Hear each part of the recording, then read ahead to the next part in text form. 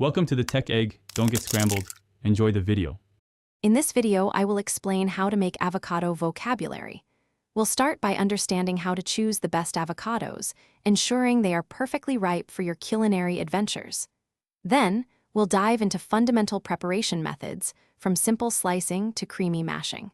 Finally, we'll explore a variety of exciting dishes, expanding your repertoire of avocado uses beyond the usual.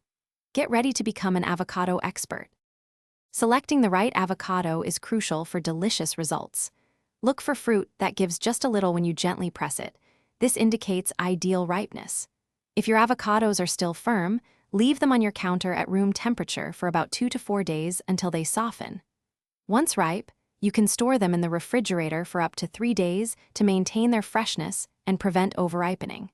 This ensures you always have perfect avocados on hand.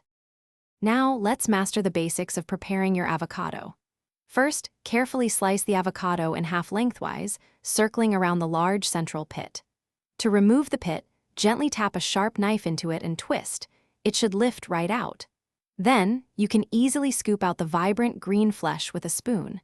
Whether you're dicing it for a salad or mashing it for a spread, these simple steps ensure you get the most from your fruit. With your basic skills honed, it's time to expand your avocado vocabulary.